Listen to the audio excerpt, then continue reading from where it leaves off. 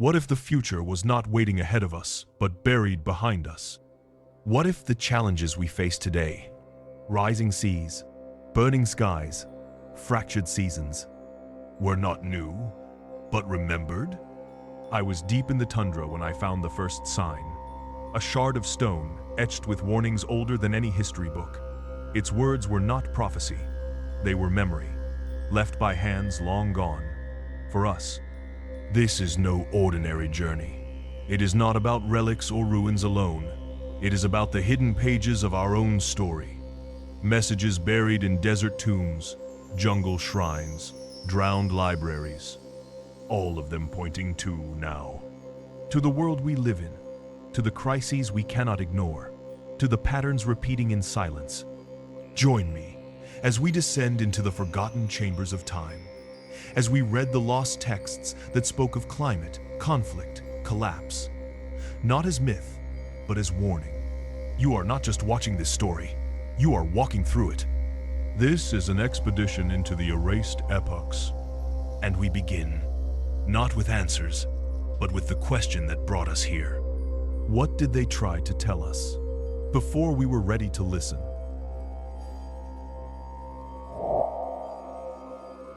The wind howled like something ancient, something not quite alive but not yet dead. Snow drifted sideways in sheets, blown by gales that seemed to scream through the bones of the tundra.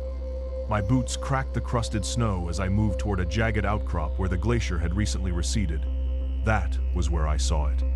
The edge of a tablet, glinting like frostbitten obsidian, half buried in permafrost that hadn't seen the sun in millennia. I knelt beside it, breath fogging, fingers trembling as I brushed away the ice. What I uncovered was not natural. It was shaped, deliberate, etched with deep glyphs that shimmered faintly even in the dim Arctic light. The edges were chipped, not by erosion but by fracture, as if the earth itself had cracked open to reveal it. And when I touched it, I felt something, a vibration under the skin, a hum like breath held in stone. There were no signs of a structure nearby. No ruined temple, no collapsed outpost, just the tablet and the quiet panic of the wind. I scanned its surface, tracing the glyphs. The language was unlike anything I had seen. Yet, some symbols mirrored natural patterns, flowing lines like rivers, jagged spirals like storms, rising arcs that resembled ocean waves lifting into sky. I took out my field lantern. As its warmth reached the surface, new markings appeared, inscriptions only visible under heat. I copied them down, translating what little I could.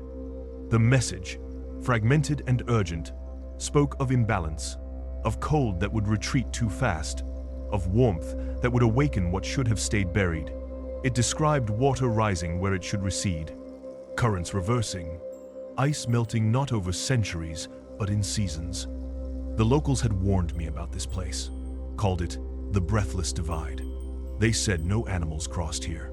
Birds flew around it. Wolves refused to tread its ice. One elder told me a story about the sky weeping fire and the ground opening to swallow the Sunday. I had dismissed it as folklore. But now, crouched before this relic, I was not so sure. I sent scans of the glyphs to colleagues. A climatologist wrote back quickly. One of the symbols resembled a modern schematic, a feedback loop diagram used to explain climate tipping points. Another matched ancient flood myths from Mesopotamia. Another mirrored a symbol found on a submerged stone disk off the coast of Greenland. Disconnected civilizations, but the warnings were eerily aligned.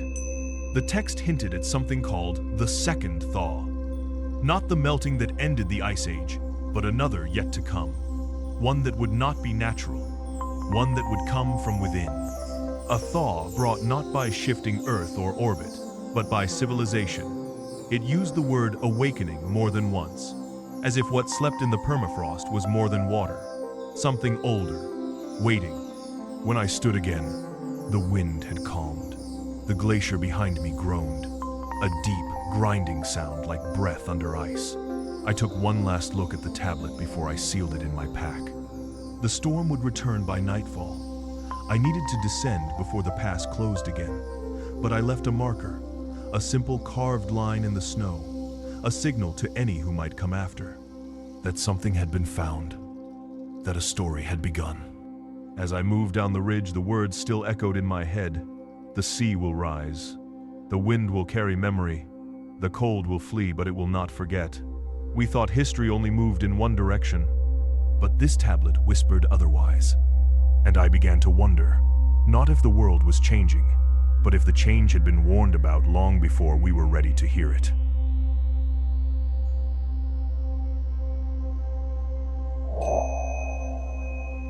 The room was still, not with peace, but with the kind of silence that comes when something has been waiting too long. Dust hung thick in the air, swirling in the flicker of candlelight. The archive was buried beneath a crumbling monastery, hidden behind stone panels carved with withering wheat and bent stalks. Symbols of a world once lush, now turned pale. It was here I found the scroll. Tucked between two cracked clay tablets, its parchment brittle with age but somehow preserved by the dry air. As I lifted it, the scroll let out a soft crackle, like a whisper escaping a forgotten mouth. The scent of old leather, ink, and ancient earth rose around me. I unrolled it slowly, cautious not to lose any of the faded script to time's greedy touch. The first few lines were written in a spiraling style, not top to bottom, but in a coil that pulled the eye inward. At the center was a glyph of a withered tree. Around it, the verses flowed like dried rivers, full of silence and sorrow. It did not read like history. It read like mourning, as if someone had watched the world unravel and left behind this eulogy to warn those who might come later. It told of a time when the rain stopped. Not suddenly, not all at once, but subtly. A week late, then a month. Seasons began to forget themselves. Crops failed without drama, just silence.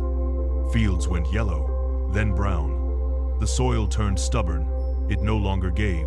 It no longer breathed. There were mentions of hunger, yes, but more than that, of disbelief. Of people staring at the sky, waiting for a familiar rhythm that no longer came. The scroll described an empire built around a fertile crescent, now curling in on itself. Silos empty, livestock sickly, fruit trees bearing bitter gifts. A civilization slowly unspooling under the weight of invisible failure. As I read further, a chill crept over me. Not from the cold, but from recognition. Some of the phrases echoed our present. It warned of overworked soil, of monocultures, of pestilence adapting faster than remedy. It spoke of the land forgetting its promise. That line echoed in my mind like thunder in a dry canyon. The script shifted in tone near the end.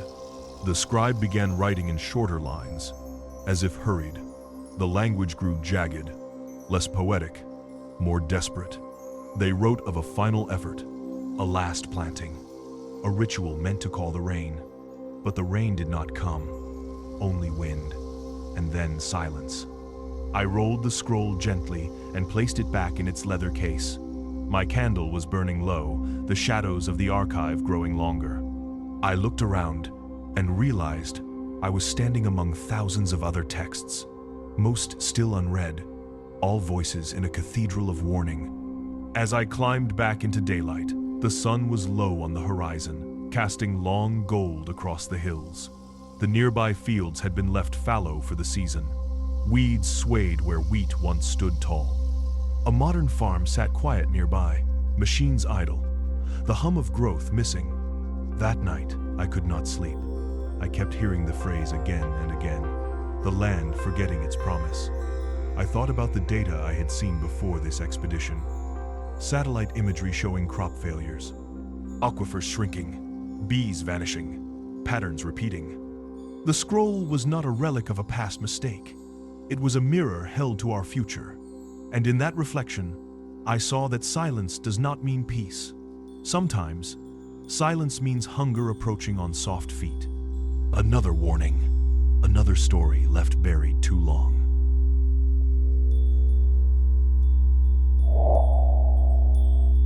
The desert was a furnace by day, blinding white sands stretching in every direction. But by night, it became a chamber of whispers.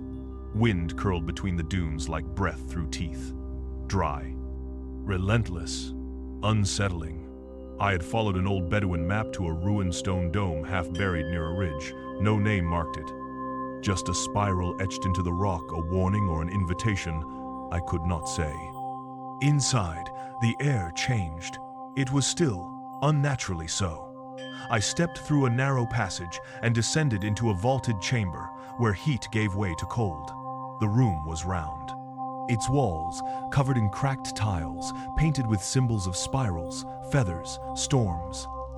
In the center stood a stone pedestal. On it rested the Codex. Bound in weathered leather, held shut by silver clasps, it looked almost untouched, as if the winds outside had guarded it rather than worn it down. When I undid the clasps, the room seemed to exhale. A fine dust lifted, carried by a breeze that had no source. I turned the first page and felt the hair on my arms rise. The script was fluid, airy, drawn with sweeping strokes that arched and curved like gusts caught in ink. It spoke of winds as more than weather. It described them as carriers, messengers, forces that once served balance but had since been unbound. There were diagrams of swirling vortices, descriptions of sudden gusts that destroyed entire towns, accounts of voices carried for miles. And then, a phrase written again and again, "The breath shall betray." The text described a time when the winds no longer obeyed their seasons, when they carried sickness, heat, panic, when they moved too fast, too often, and too far. It mentioned something called the shift of the upper sky, a moment when the boundary between layers of atmosphere blurred. Winds once locked above descended into the realm of life, disrupting everything. Crops withered, insects scattered, plague spread faster than thought. One page showed a human figure standing with arms raised in a spiral of wind. Around them were symbols that looked eerily like modern viruses. The text did not say this person caused it, only that they marked the moment the wind turned unnatural. I stepped back from the Codex, unnerved. A draft curled through the chamber. A low moan echoed off the dome above me. Not from the earth, but from the air itself. I could not shake the feeling that something had read me back. Modern scientists speak of atmospheric rivers, jet streams twisting, pollutants riding wind currents across oceans. The Codex had predicted such things, not with numbers, not with charts, but with metaphors that now felt terrifyingly accurate. The idea that wind itself could turn wild, carry more than leaves, carry consequences. I closed the Codex gently, sealed it again. The air stilled. On my way back across the sand, the wind returned, at first playful, then insistent. It pushed against my back, then circled me, then died all at once. Silence fell heavy, too heavy. That night, at camp, I lay awake listening. The wind came and went in strange pulses, not like breath, more like a drumbeat, echoing across dunes. I remembered the phrase, "The breath shall betray." We take the air for granted.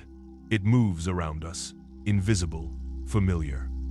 But the Codex suggested that even air remembers, that wind can learn from what it carries. And sometimes, what it learns changes what it becomes. Another warning, another forgotten forecast.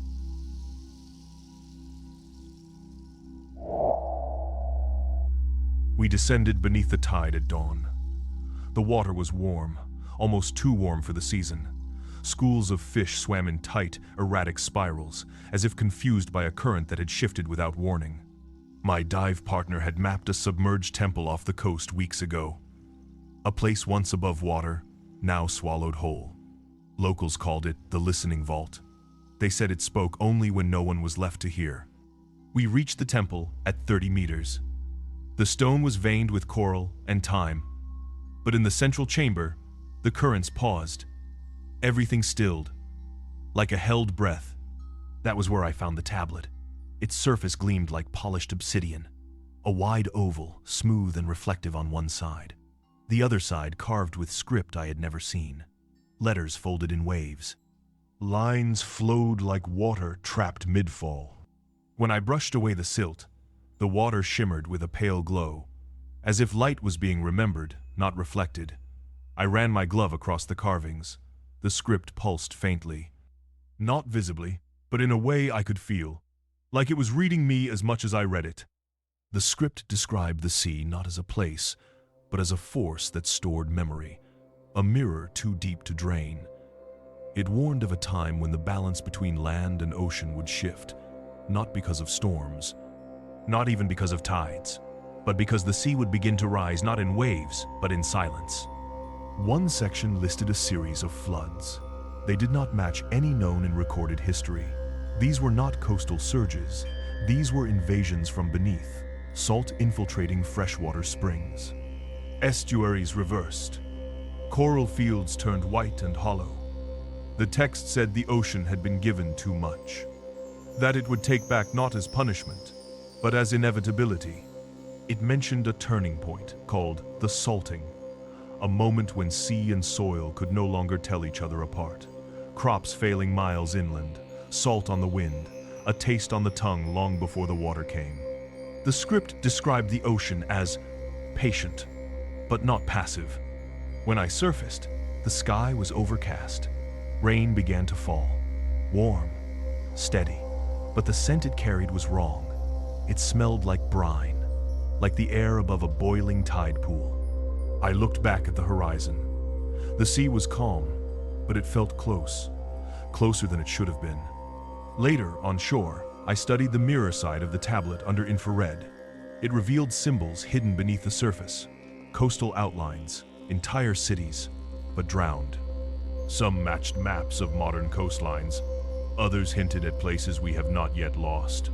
It was less a map than a prediction, not of where water would rise, but where memory would be erased. The sea is not cruel. It does not rage like fire. It does not crumble like earth. It takes with silence, with grace. It changes boundaries by degrees until one day the line is gone. The mirror script did not threaten. It mourned. It read like a final letter written by those who knew what was coming but could not stop it. All they could do was place the message where the water would keep it safe, until someone was ready to understand.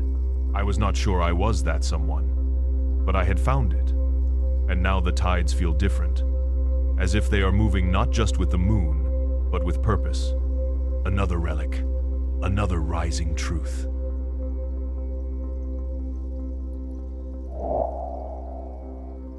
It was the silence I noticed first. Not the kind that comes from absence, but the kind that waits. I had reached the edge of the plateau at dusk. Below me lay the remains of a city that should not have been there. No records placed it on any map. No satellite had marked its outline. Yet stone structures poked through the dust, their angles sharp against the desert wind. I climbed down carefully, the twilight thickening with every step. The buildings were carved into the rock itself. Homes, chambers, archways wide enough for crowds, though not a single footprint remained. It was not ruins that surprised me, but how intact everything seemed, as if the city had not crumbled over centuries, as if it had been abandoned in a single breath. That was when I found the fragment, a blackened piece of stone, half buried in the street. Its surface was scorched, and its edges sharp like glass. The characters on it were unlike anything I had cataloged, not written in lines, but scattered, as if reacting to something explosive. I held it up, and light from my lantern caught a faint shimmer.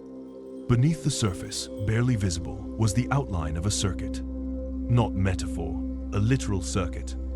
This was no ancient tablet carved by hand. It was a hybrid, part stone, part design, a kind of memory embedded in mineral. I scanned it. The readings came back strange. Elevated radiation. Residual heat, though it had not been touched by sun in ages. As I wandered further through the city, I began to see patterns. Walls that looked like conduits. Pillars that might once have pulsed with energy. This had not been a city of stone. It had been a city of power, of light. But something had gone wrong. Very wrong. The fragment's writing, when decoded partially, mentioned cycles, systems, feedback, and then a word repeated several times, cascade. At first, I thought it meant a waterfall, but context suggested otherwise. It referred to a collapse, a chain reaction. one failure triggering another until the entire system fell silent. The air felt dense, as if the city still held its breath. I stood in what might have been a public square, a place for gathering, a place now choked with fine ash. I imagined the moment it happened. The flicker of lights dying, the hum of machines stopping, and then silence so complete it pressed against the skin. Later, when I reviewed the data with engineers, one of them went quiet. He pointed to a phrase translated from the fragment. "When the current becomes memory, the city forgets to live." He said it sounded like a power grid failure, but on a scale too large to be accidental. I returned once more before leaving, just to listen. The wind moved, but only around the city, not within. Not a single gust touched its center. As if the air remembered what had happened and chose not to disturb it. We rely on power as if it will never stop. But the city warned otherwise. It showed what happens when systems stretch too far, when they forget how to reset, when silence does not follow sound but replaces it completely. I took the fragment with me, not to display, not to prove, but to remember, to carry a piece of the silence. So I would never forget the lesson of the city that once thrived in light and vanished into stillness.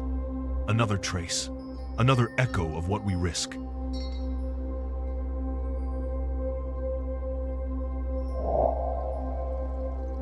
The valley was dry, not the kind of dry you feel on the skin, but the kind that lives in the bones. Once, this place had been farmland. You could still see the outlines of ancient terraces, long since swallowed by time and dust. I came here following a story, a whisper of a chronicle buried beneath the last of the granaries. What remained of them stood like broken ribs in the earth, empty, open to the sky. The tomb was deeper than expected, a vault beneath the storage pits, carved into basalt, sealed by time, protected by silence.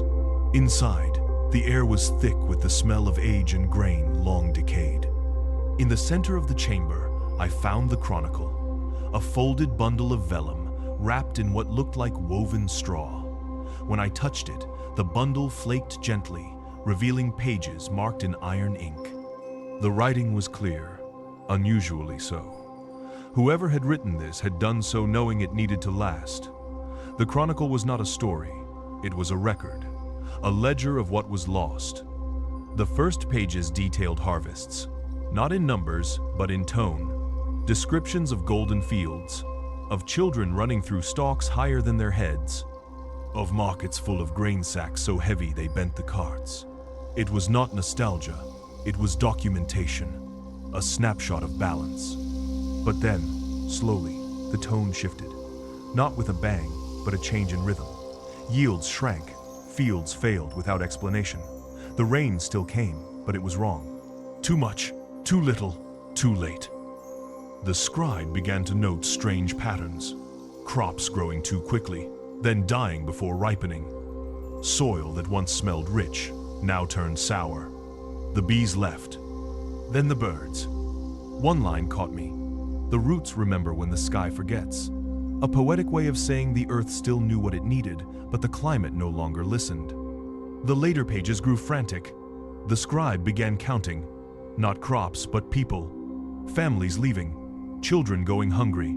There were drawings of empty granaries, silent festivals, even mentions of grain that looked healthy but fed no one, hollow on the inside, beautiful but useless. That was when the name appeared. The Hollow Harvest. Not just a failed season, a whole age of false abundance. The illusion of plenty masking a system in decline. I stepped back, looking around the chamber. Jars stood in alcoves along the walls. I opened one. Inside was a handful of seeds, gray and brittle, preserved but lifeless. I held one up to the light and saw that it had cracked from within. Even in death, it carried the story. Later, when I compared the Chronicle's entries to modern data, the parallels chilled me. We speak now of nutrient collapse, of crops that grow but no longer nourish, of soil exhausted from overuse, of fertilizers masking decline. We call it science, but the Chronicle had already told us. The past had already lived it. The Hollow Harvest was not just a time. It was a warning that abundance can deceive, that plenty is not always prosperity, that sometimes we are feeding ourselves the illusion of growth. As I left the tomb, the wind moved through the granary ruins. It sounded almost like breath, a long exhale from a field that could no longer grow. Another echo, another famine dressed in silence.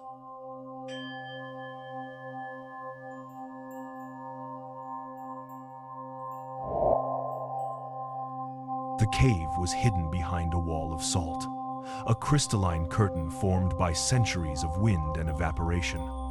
The entrance was barely a slit, too narrow to notice unless you knew where to look. I crawled inside with care, lantern low. The walls shimmered with mineral veins that caught the light and bent it, casting strange refractions across the stone. It felt like I had stepped inside the body of the earth. At the far end of the chamber lay a shelf carved into the rock. On it sat a bundle wrapped in dried hide, hardened by time and heat. I unwrapped it layer by layer, the air growing heavier with each motion. Inside was the book, bound in layers of parchment, the cover marked with 2 circles, one golden, the other dark red, 2 suns. I opened it slowly. The pages crackled. The ink had not faded. It was still sharp, etched deep like scorched lines. The script flowed in arcs, like rays radiating outward. It began with a parable, a time of light, a golden age, quite literally, crops abundant, days long and warm, civilizations rising quickly, too quickly. Then came the second Sunday. Not a literal star, but a force, an awakening, something humans summoned rather than inherited. The book described it as the day the sky split, when light no longer came from above, but from within. The day fire was harnessed, and night was banished not by the moon, but by machines. The second sun was described as a gift, and then a burden. It brought heat where there should have been cold, brightness where there should have been rest. People forgot how to sleep. Animals wandered in confusion. Rivers warmed, trees bloomed too early, and the air began to shift. I realized, reading those passages, that this was not mythology. It was an ancient memory of energy, of the moment when humanity discovered how to ignite power on command. Maybe it was fire, maybe it was something more complex. But the consequences were familiar. Later pages became darker. They spoke of imbalance, the second sun growing hungrier, demanding more fuel. Reaching farther, the people built mirrors to catch more light, towers to pull more from the sky. And then, the phrase repeated again and again. The shadow grew beneath the second Sunday. The book did not blame anyone. It did not accuse. It simply described what came next. Collapse not from war, not from plague, but from exhaustion. The systems built to sustain the second sun began to fail. Too much heat, too little rest. Earth itself began to resist. Crops curled, winds turned, storms circled. I closed the book gently, sat in silence. The cave hummed faintly, a vibration through the salt walls, as if the planet still remembered that age, not as history, but as a wound. Today we speak of energy grids, of heat waves, of climate thresholds. We chase more power without questioning how much light we actually need.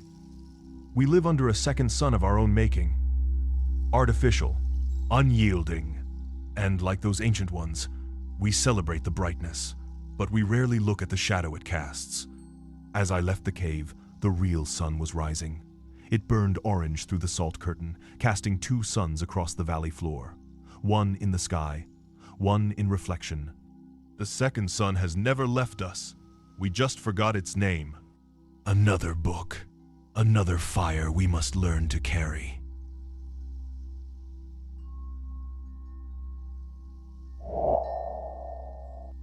The jungle swallowed the trail hours before I arrived. Vines twisted like question marks across stone.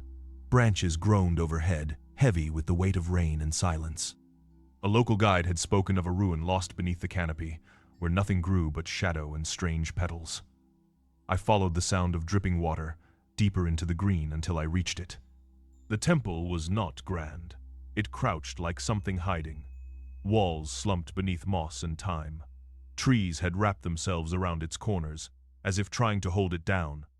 Inside, the air was damp and close.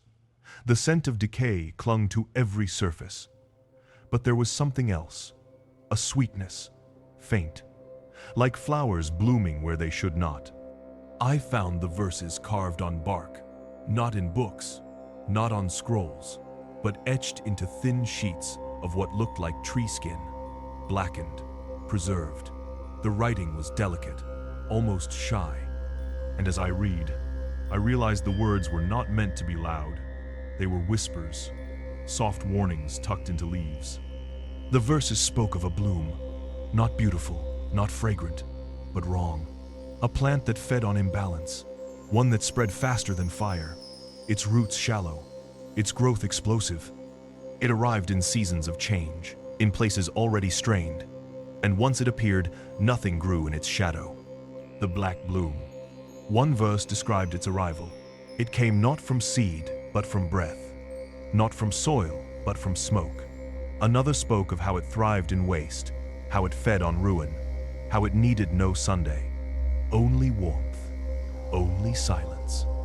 I moved deeper into the temple. The walls began to show patterns, not glyphs, but shapes. Fields darkening, rivers thickening. Entire forests turned monochrome. The bloom was not natural. It was a consequence, a response to something unleashed. The verses never used the word pollution, but the meaning was clear. The bloom came when balance broke, when nature became burdened beyond recovery. One verse stopped me cold. It described animals leaving before the bloom arrived, a silence falling on places once loud with life. Then, a line. It leaves no ash, only forgetting. Outside, I noticed it. A patch of ground near the temple where nothing grew. No insects, no moss, just bare earth, as if the bloom had passed through long ago, leaving behind only memory. When I shared the verses with botanists, one of them paled. He showed me photos of algae blooms choking lakes, of fungi consuming forests, of invasive species arriving without predators. He said the verses matched the pattern of ecological collapse, the kind that starts quietly, grows fast, and leaves devastation in its wake.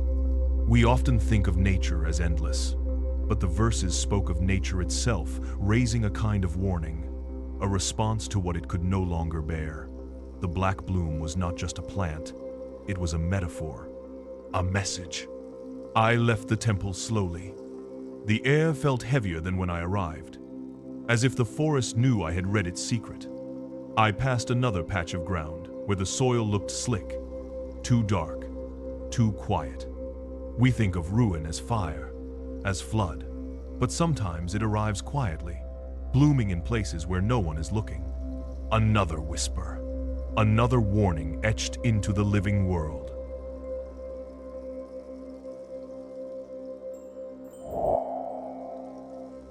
The cliffs rose high above the canyon, their edges worn smooth by centuries of rain and silence. I followed an old aqueduct, now dry, winding through carved rock and forgotten terraces. The sun was high, but the air held a strange coolness, like the breath of something once vast, now retreating.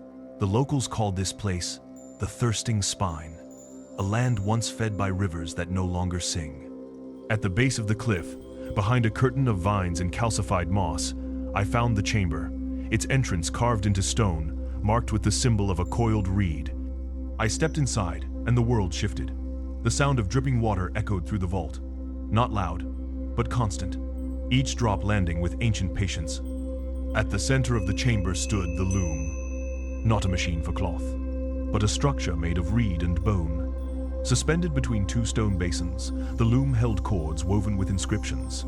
Each strand glistened with mineral deposits. Each line told a part of the story. The loom was a chronicle, a living record of rivers. I traced my fingers along the threads.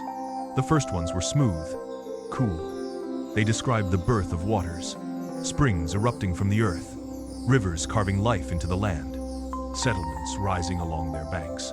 The people did not take more than they needed. They drank, they farmed, they offered songs in return. But then the texture changed. The chords thickened, grew brittle. The inscriptions turned crowded, urgent. They told of redirection, of canals forced through rock, of rivers broken into grids. The waters no longer chose their path. They were pulled, pressed, pressured.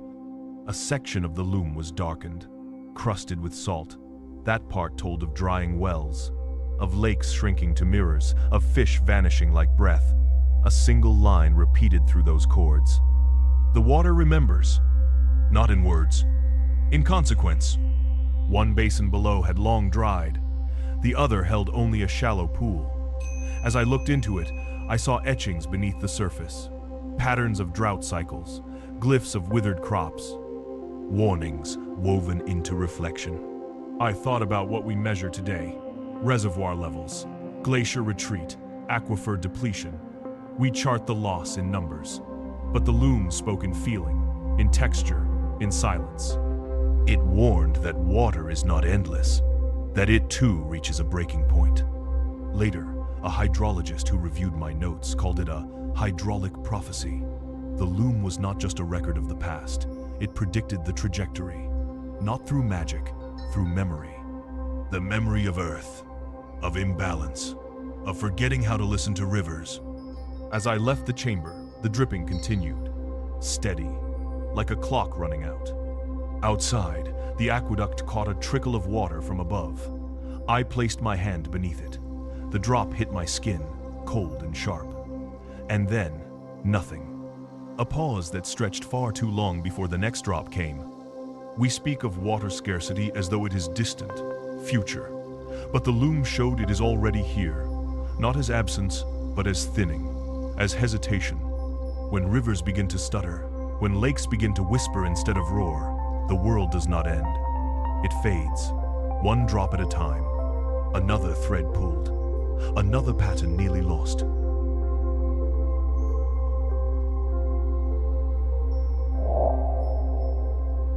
High in the mountains, where the clouds skim the earth and the wind howls like an unanswered question, I found the shrine. A narrow path led me there, carved into the rock with trembling precision. No map marked it, no name held it, but the shepherds spoke of it in hushed tones. They called it the place where the sky broke. The shrine was built from stone the color of ash. It had no roof, only a circular opening that looked straight into the sky. When I stepped inside, the wind vanished, as if the air itself had chosen to pause. The silence was deep, alive. On the far wall, behind a veil of smoke-stained fabric, I found the scroll. It was wrapped in sky-colored silk, threadbare, soft as breath. I opened it slowly, and the scent of charred sage rose from the parchment. The first lines were written in arcs, curved like the horizon. The script spoke of balance, of sky and earth tied together by invisible threads, threads spun from wind and water, sunlight and shadow. But then the verses turned. The script sharpened, angled like lightning. The prophecy began. It spoke of a time when the sky would divide, not by storm, not by war, but by will. The winds would be bent, redirected, the rain coaxed from clouds before it was ready. Machines would learn to paint the sky with patterns, and in doing so, they would unravel the air. There were drawings too, diagrams of jet trails crisscrossing like veins, of storms forming in squares, of clouds spinning against their nature. One image showed a tower releasing steam into a sky that fractured into two colors, blue on one side, gray on the other. The scroll called this moment the air parting, a split in the rhythm of the weather. The natural cycles interrupted, rearranged, rerouted. I stood beneath the opening in the shrine and looked up. The clouds were thin, unmoving, as if they too were listening. Later, I compared the scroll's words with modern studies: weather modification, cloud seeding, aerosol injections, techniques used to change rainfall, to redirect storms, to control what was once untamed. The scroll had foreseen it all, not the technology itself, But the pattern, the motive, the result. One passage struck me. When the sky no longer chooses, it remembers. It described a rebound, a retaliation, not of anger, but of balance, lost and balance returned. Storms that would not obey. Seasons that would no longer arrive on time. Air that would turn unfamiliar. As I left the shrine, the wind returned. Slow at first, then strong. It circled me once before rushing up the mountain, as if climbing back toward a place it had forgotten. That night, I slept in a cave nearby. I dreamt of cities beneath divided skies, one half glowing with light, the other dark with ash. People staring upward, no longer trusting what they saw. The stars hidden, the sun confused. We have always looked to the sky for guidance, but the prophecy warned what happens when we begin to write in it ourselves, when the sky becomes a canvas not of wonder, but of interference. The scroll did not say we would destroy the sky, only that we would stop understanding it. Another rift, another line crossed in silence.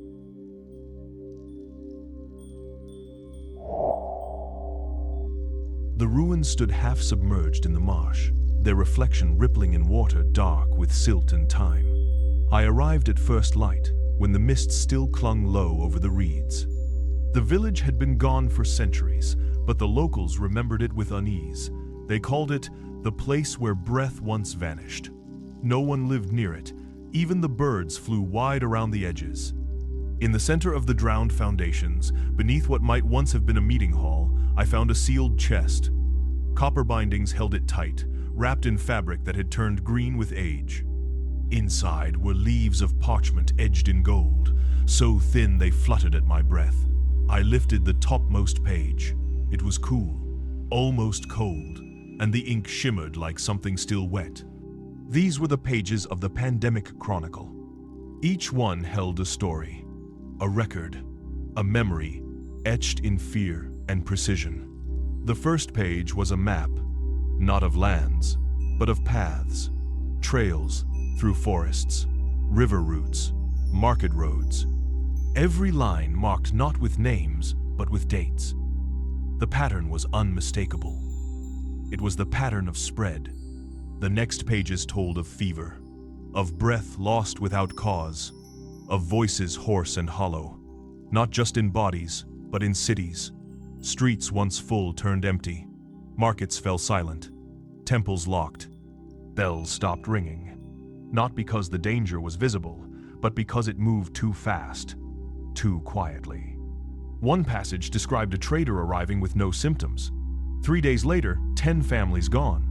Another spoke of a town lighting fires day and night, believing the smoke would keep the sickness away. But the wind turned, and so did fate. What struck me most was the tone.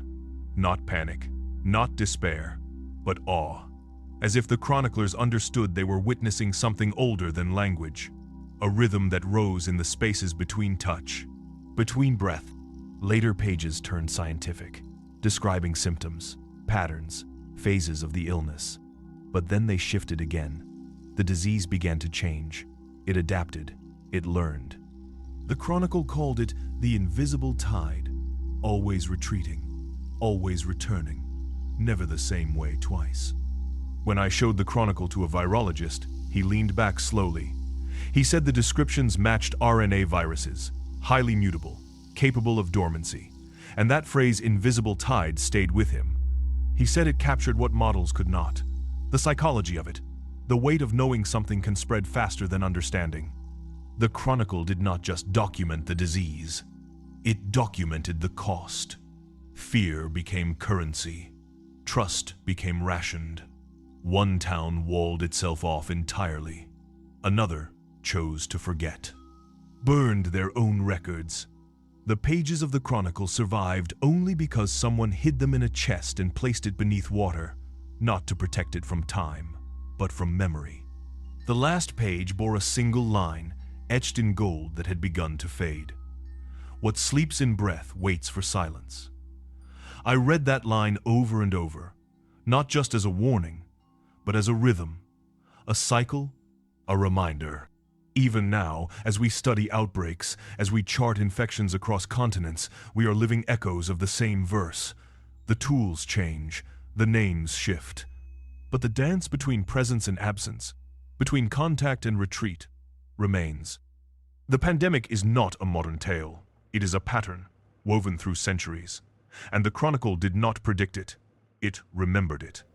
Another breath taken, another silence written in gold.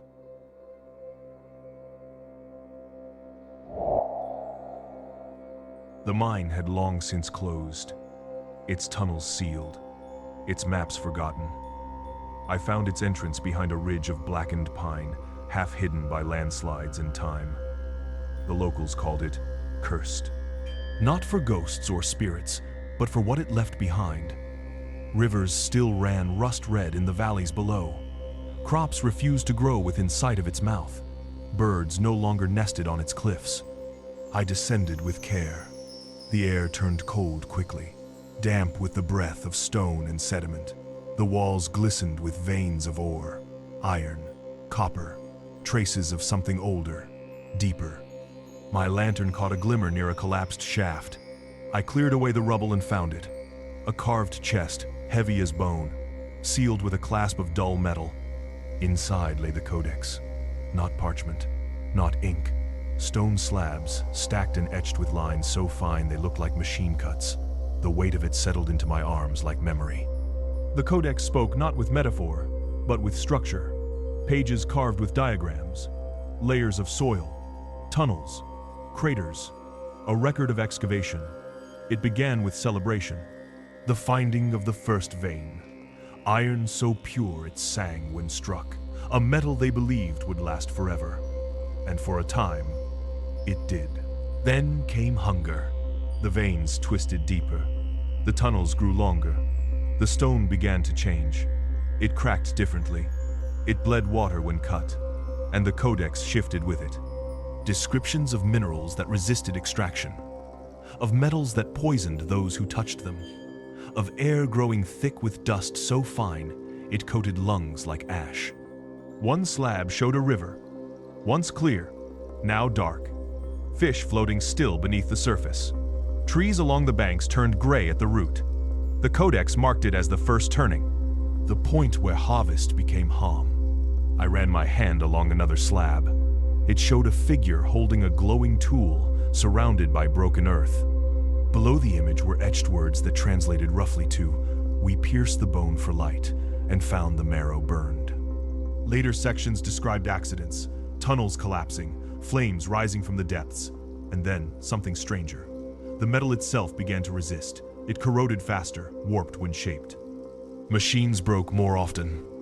The iron was still there, but it had changed. I took photographs, sent them to a metallurgist. He called back the next morning, stunned. He said the diagrams matched early stages of mineral fatigue, a phenomenon we only began to understand recently. The Codex had recorded it not as science, but as a warning. Metal remembers stress. It holds it, and eventually it responds. I closed the Codex and looked around the tunnel. The air felt heavier now, as if the mine was watching. Not with eyes, but with knowing. Outside, the valley remained still. The river below ran slow and red. The iron was gone, but its echo lingered. Today, we dig deeper than ever. Strip the earth faster. Break more ground in days than ancient hands could in centuries. But the Codex warned that every strike leaves a mark, not just on the land, but in the balance. The stone does not forget. It folds every action into its layers, and one day, the weight becomes too much. Another vein opened, another lesson buried in ore.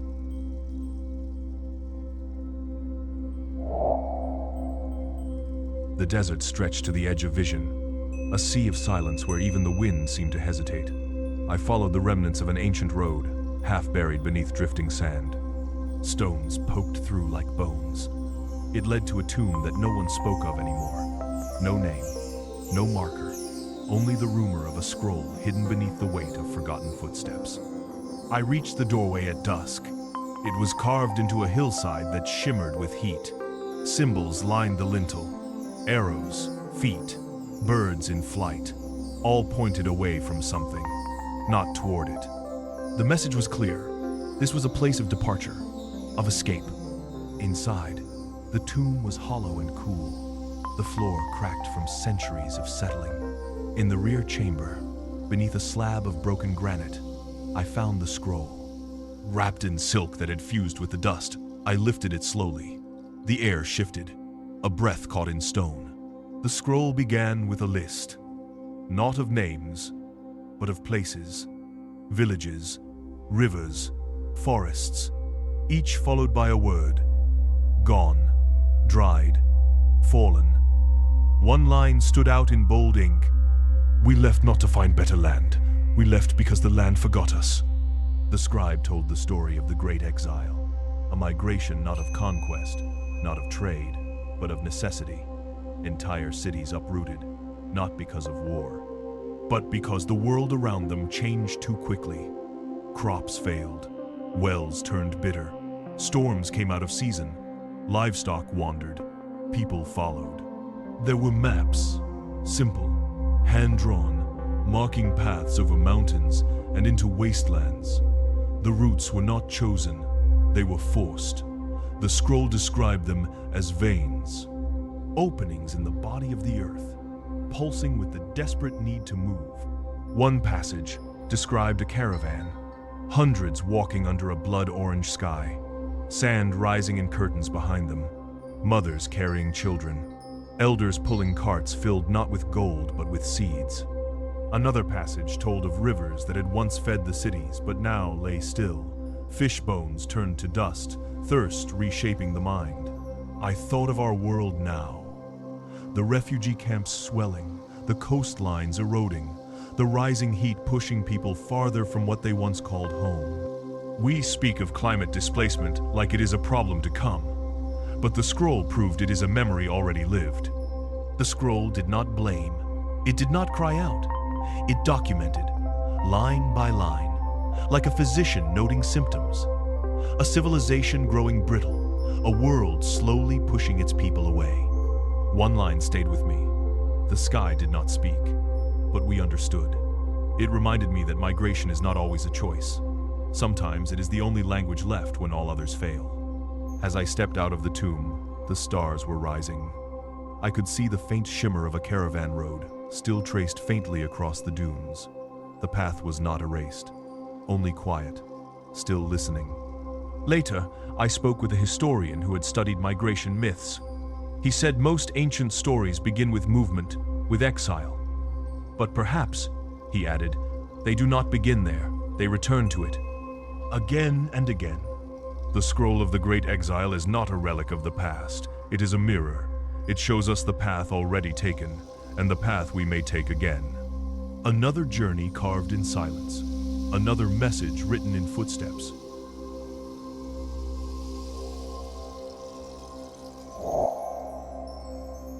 The library had burned long ago. Its marble columns were blackened with soot.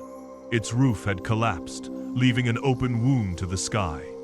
Yet deep within the ruined foundation, past the ash and shattered tile, there was a vault untouched by flame, buried under layers of time and soil. I found it sealed behind a rusted iron gate, wrapped in vines like fingers reluctant to let go. Inside, the air was dense, cold, still. The only sound was the faint echo of my breath against stone. In the center lay a pedestal. On it, a scorched leather manuscript, the edges curled, the pages brittle, but its heart remained whole. The first lines were written in thick strokes, urgent, desperate. They spoke of waves, not of water, but of change. Surges, of heat, of cold, of wind that moved with new anger. The manuscript called it the final surge, not because it would be the last storm, but because it would change everything that followed. The pages detailed a rhythm, a cycle once stable, now broken, seasons clashing, droughts shattered by floods, winters that forgot their place, summers that lingered too long. There was a passage describing a harvest that bloomed in spring and died before the sun reached its peak. Another told of a storm that circled a continent 3 times before collapsing in silence. The scribe had been a watcher, a recorder of patterns. He noted not just weather but consequences, food shortages, disease outbreaks, migrations, civil unrest. Each listed not with alarm but with precision, as if trying to build a map of unraveling. One passage described the year without shadow, a time when the sky stayed white, the sun dimmed by smoke, crops failed. People feared not the cold, but the silence in the wind. Another line read, "The air turned thick with forgetting." I paused on a page that held only one sentence, etched in deeper ink. "The storm is not the danger. It is the memory of balance lost." I felt that line settle into my bones. Later, I showed the manuscript to a climatologist. He was quiet as he read. Then he said, "These are feedback loops, what we call tipping points." He pointed to passages that described ice melting faster than snow could fall, forests turning from carbon sinks into sources. The final surge was not a single event. It was the moment when systems stopped healing. The manuscript spoke of fire, of rivers boiling in places where frost once lived, of air so dry it cracked stone. But it also spoke of cold, sudden, relentless, a final recoil, not balance restored, but a backlash. I wondered who wrote it, and who they wrote it for. The final pages had no structure, just scattered thoughts, prayers, equations, sketches of cities half submerged. And then one last phrase: "If we cannot stop the surge, we must learn how to stand inside it." As I closed the manuscript, thunder echoed in the far distance. The sky outside had darkened. A storm building along the horizon, not yet here, but coming. We prepare for disasters. We name storms. We build walls and warnings. But what if the surge is not an enemy to fight? What if it is a story unfolding? One we were warned about, one we forgot to read. Another pulse, another echo written in fire and ice.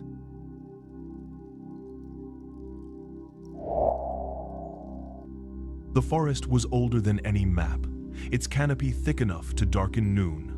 Roots rose like the backs of sleeping giants. Every step felt watched, not by eyes, but by memory. I followed an animal trail that curved along a ridge of stone, deeper into green shadow, until I reached the clearing. At its center stood a tree unlike any I had seen, towering, silent, its bark black as obsidian, its roots spread wide, threading through the ground like veins. Beneath them, half swallowed by earth and time, I saw a glint, not of metal, but of knowledge. I dug with my hands. Soil gave way to wood. A box, bound in twisted vine. When I opened it, I found the Codex. Its pages were thin sheets of bark, woven together with thread made of root fiber.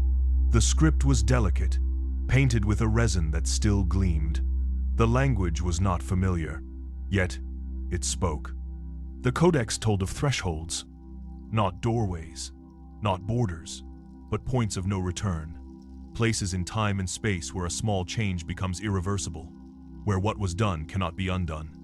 The text described these moments as invisible to most, yet clear to those who listened closely, to those who watched the rhythm of the earth. It spoke of rivers that cross a line and never find their course again, of forests that reach a breaking point and collapse inward, of air that grows just warm enough to forget how to cool. These were not prophecies. They were patterns. One page showed a drawing of a balance scale. On one side, a drop of water. On the other, a mountain. Below it, the words, "It is not the weight, but the place where it falls." The Codex named this the hidden threshold, because no one sees it until it is behind them, until the path forward no longer looks like the one they came from. And by then, it is too late. As I turned the pages, a breeze stirred the leaves above. For a moment, light filtered through, enough to reveal the final section. It told of a people who once understood thresholds, who marked them not with stone, but with silence. When a lake dropped below a certain level, they did not wait. When a bird vanished from the sky, they listened. When a wind changed direction for too long, they moved. But over time, that listening faded. Warnings became background noise. Comfort outweighed caution. And one by one, the thresholds were crossed. I sat beneath the tree for hours, the Codex in my lap.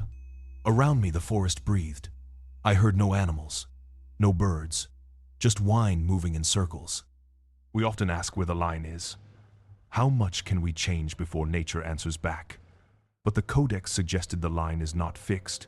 It is shifting, alive, and we are already standing on its edge. Later, when I shared the text with an ecologist, she nodded slowly. She said the real danger is not collapse. It is the moment before collapse, when everything still looks fine. When the system smiles as it cracks. The Codex ends without a final word. No closure, just a symbol, a loop, an open circle. We like to think the world ends with a crash, but more often it changes with a whisper, with a choice unmade, with a warning unread. Another message, another step beyond the line. The fire crackles softly. Beyond its glow, the forest presses in, dark and still. The last of the notes lie open on the ground, 15 fragments. 15 whispers from a world that once tried to speak louder than silence. I think back to the tablet buried in ice, the scroll that mourned its own fields, the codex that warned of winds unbound. Each one found in places the world forgot to look. Each one echoing with truths that feel less ancient and more immediate. They did not scream. They did not command. They offered what all warnings do, a chance. But that is the strange thing about prophecy. It is only useful if we are willing to believe it before it becomes memory. I have walked through drowned vaults, held parchments that shimmered with grief, heard the wind move through ruins like a voice just out of reach. And in all of it, I felt one constant. These were not stories about the end. They were messages about the edge, the threshold between what was and what could still be. Each text, each symbol, was not written for the past. It was left for us. Maybe we were never meant to find them all at once. Maybe they were scattered like seeds, waiting for someone to kneel down, to listen, to understand that history does not whisper. It waits. And now, you know too. You have walked these halls with me, opened these vaults, brushed dust from the bones of lost warnings. Another piece of the puzzle, another secret swallowed by the ages. But I have learned one thing on this path. One truth that lives at the bottom of every ruin and behind the silence of every scroll. History is not gone. It is only buried. And the future, whatever it becomes, begins when we decide what we are willing to unearth.